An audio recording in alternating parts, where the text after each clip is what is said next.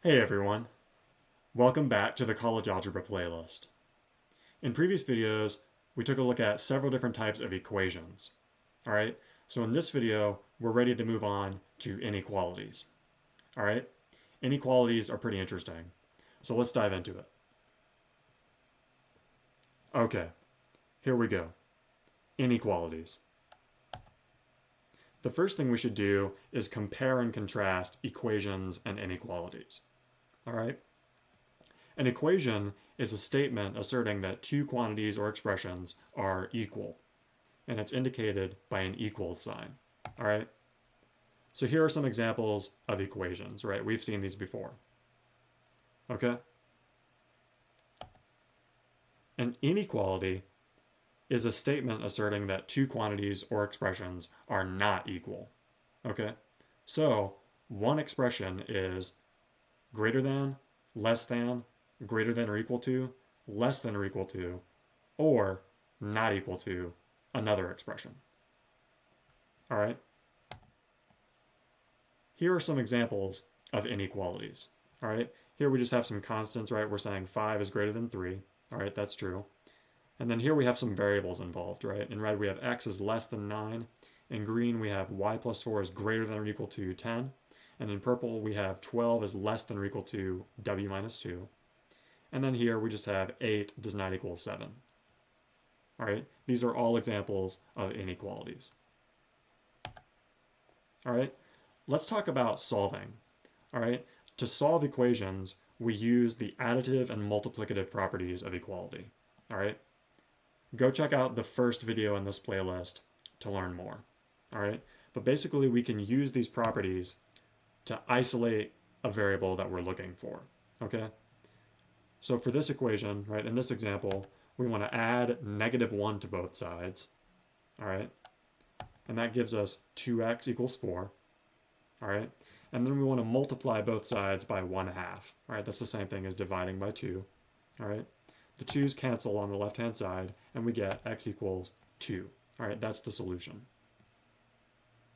All right, and if we wanted to, we could visualize this solution by plotting a point on the number line. All right,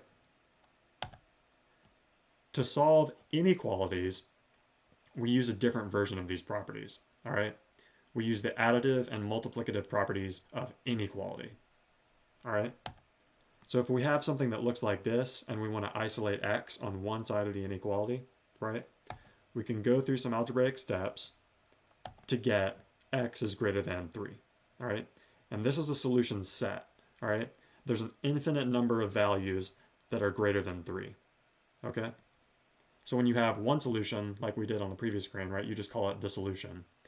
But if you have an infinite number, well, if you have more than one value, or if you have an infinite number of values, you call it the solution set. All right? So the question is, how can we represent this solution set on a number line?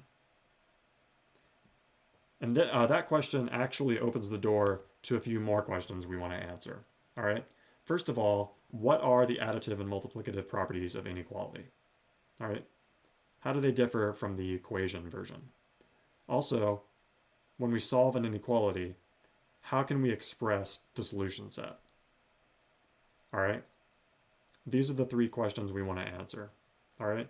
So let's start with the additive and multiplicative properties of inequality. All right? If A is less than B, then you can add something in blue, right? You can add something to both sides and the inequality still holds, right? It's still true. Okay? So that's the additive property, all right?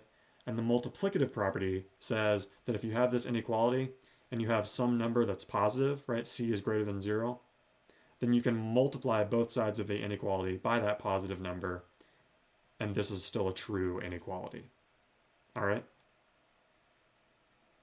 But if you take this inequality and you multiply both sides by something negative, right, if c is less than 0, then you flip the inequality sign. All right, so we go from less than to greater than. All right, AC is greater than BC. Okay? So whenever we multiply or divide both sides of an inequality by a negative number, we have to remember to flip the inequality symbol. Okay? These properties also apply to less than or equal to, strictly greater than, or greater than or equal to. Okay? So we can see that the additive property is basically the same as the additive property of equality.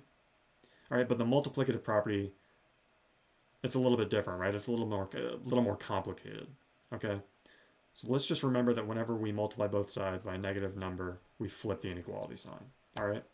Let's try an example. Here we're asked to solve x plus 7 is greater than or equal to 9. All right? So what we can do is we can add a negative 7 to both sides. All right? On the left-hand side, right, we just have x. And on the right-hand side, we have 2. Okay, so x is greater than or equal to 2. All right? And that's our solution set. Okay? And we can visualize this on a number line by taking 2 and shading everything to the right of it. Okay? These are the numbers that are greater than or equal to 2. Okay? Let's try another one. Here we have negative 2x minus 1 is greater than or equal to 5. All right? The first thing we should do is add 1 to both sides.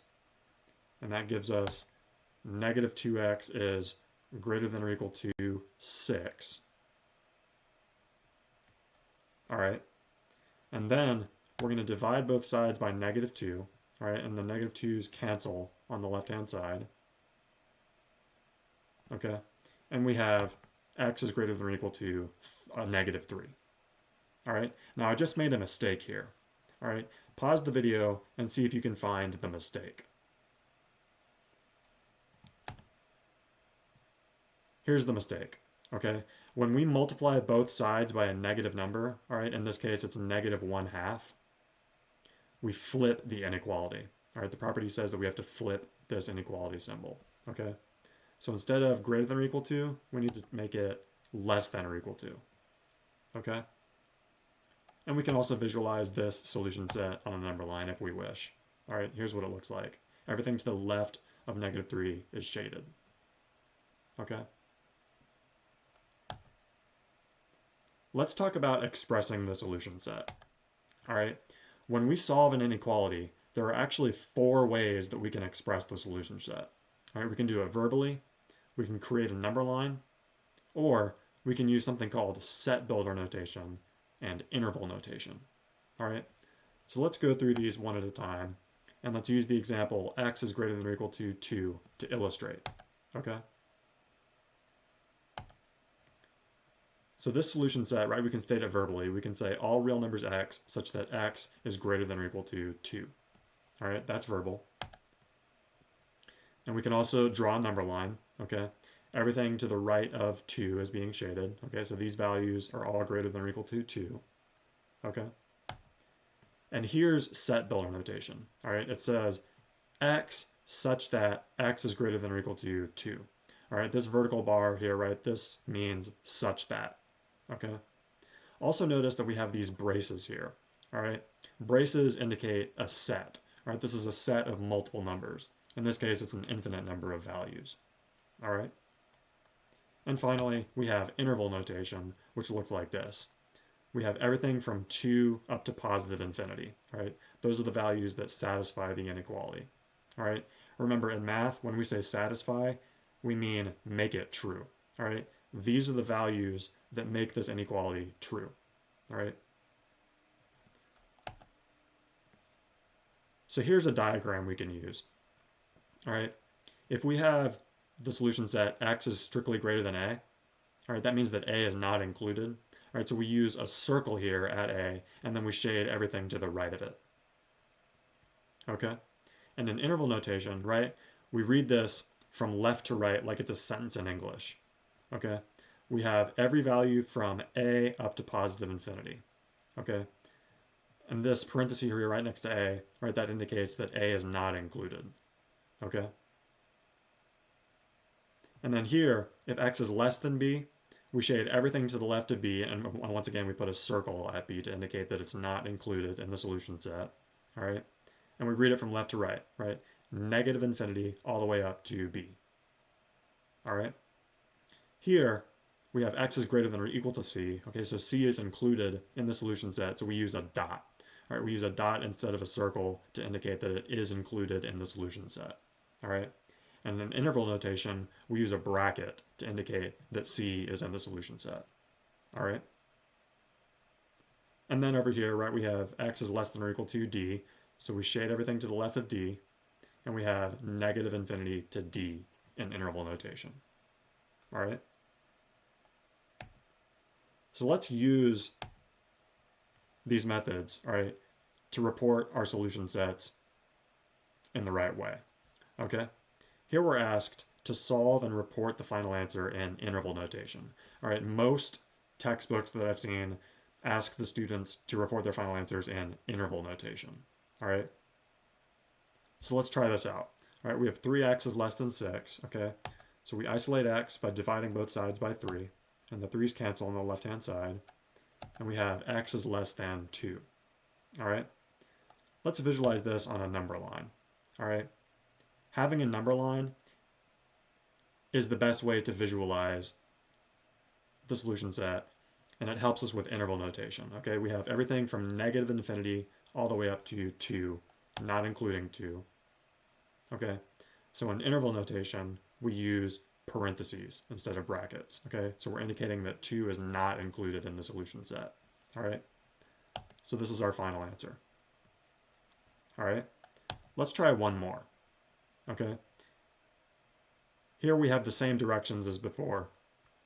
All right, we're asked to solve and report the final answer in interval notation. Okay, so let's isolate the x on the left-hand side. All right, so the first thing we want to do is subtract 10x from both sides. All right, and we also want to take all the constants to the right-hand side. So let's divide both sides. Let's subtract 13 from both sides. All right, so that leaves us with negative 17x is greater than or equal to negative 17. All right, so to isolate x, we need to divide both sides by negative 17. All right, so this is a negative number, all right, which means we're going to need to flip the inequality symbol. All right, these numbers cancel on the left-hand side, and on the right-hand side, right, we just have 1. All right, negative 17 over negative 17 is 1. So we have x is less than or equal to 1. All right, notice that we flipped the inequality symbol. Okay, let's visualize this on a number line. All right, and now we can easily report the final answer in interval notation because we have this visual aid. All right, we have everything from negative infinity all the way up to 1, and 1 is included in the solution set, so we use a bracket. All right, so this is our final solution. All right, that does it for this video. Thank you for watching, and like and subscribe.